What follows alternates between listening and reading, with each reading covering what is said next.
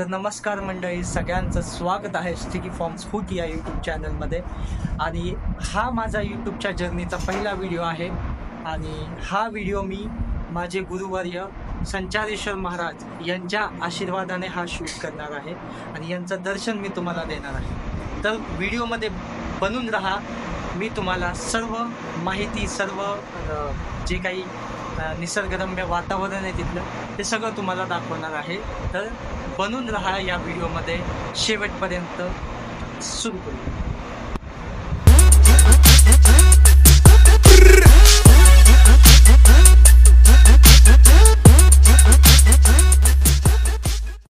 तर मंडळी, मी पण तयार झालेलो आहे, तुम्ही पण तयार झालेले असतालच. तर आजचा ब्लॉग आपण सुरू करूयात. तुमचा उत्साह, तुमचा प्रतिसाद माझ्यासोबत ठेवा. माझा कॉन्फिडन्स वाढेल, मला पण एनर्जी येईल व्हिडिओज बनवण्यासाठी आणि तुम्हाला नवीन नवीन गोष्टी दाखवण्यासाठी. तर चला, आज आपण जाऊयात महाराजांच्या दर्शनासाठी.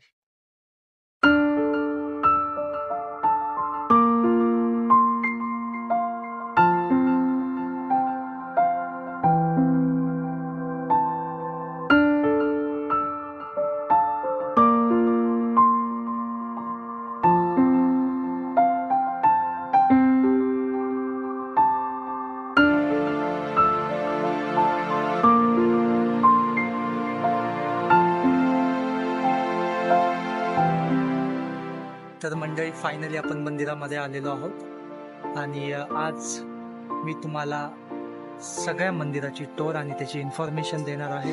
तर तुम्ही ब्लॉगमध्ये असेच बनून राहा आणि ब्लॉग एन्जॉय करा. आणि थोडासा व्हॉइस डिस्टर्बन्स होईल, त्यासाठी मला थोडासा माफ करा आणि ब्लॉग एन्जॉय करा. तर मंडळी, हा आहे मंदिराचा महाद्वार. मंदिराच्या महाद्वारावर आपल्याला श्री गणेशाची मूर्ती पाहायला मिळते. या प्रतिमेला दीपमाळ असं म्हणतात.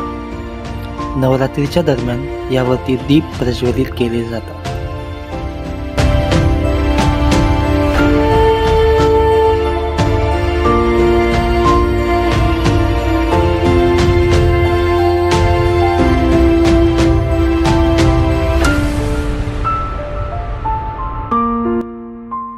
मंदिरात प्रवेश केल्यावर सर्वप्रथम आपल्याला श्री रेणुका मातेचे तेजस्वी व प्रसन्न प्रतिमेचे दर्शन घडते.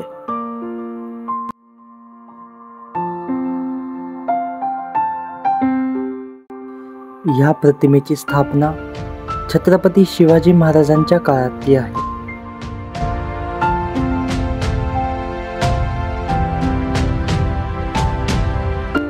या मंदिराची स्थापना 1639 रोजी झालेली असून याचे काही पुरावे आज देखील इथं उपस्थित आहेत.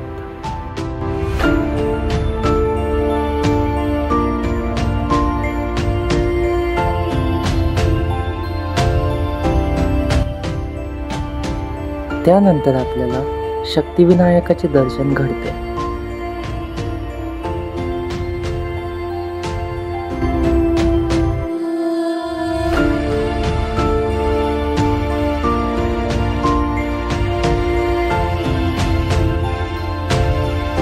ही समाधी हजारो वर्षापूर्वीची आहे. ह्या समाधीची प्रतिष्ठापना सद्गुरू संचारेश्वर महाराजांनी केली.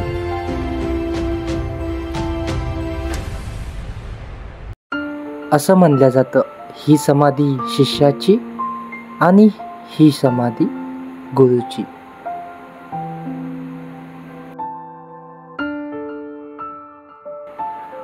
औदुंबर हा कलियुगाचा कल्पवृक्ष मानला जातो.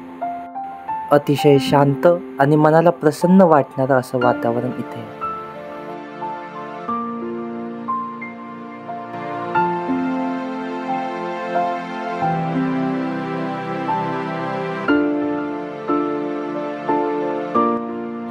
ह्यानंतर आपण श्री वागेश्वराच्या दर्शनास प्रस्थान करू.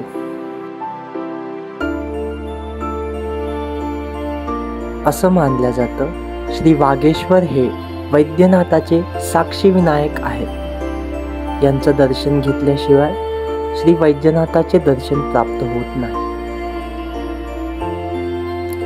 श्री गुरु दत्ताचे आणि श्री संचारेश्वर महाराजांचे आपल्याला दर्शन अनुभवायला मिळते. सद्गुरू संचारेश्वर महाराजांचे गुरु माधवाश्रम स्वामी महाराज यांच्या इथे स्वयंभू पादुका उपस्थित आहेत. सद्गुरू संचारेश्वर महाराज यांना राष्ट्रसंत ही पदवी देखील मिळालेली आहे.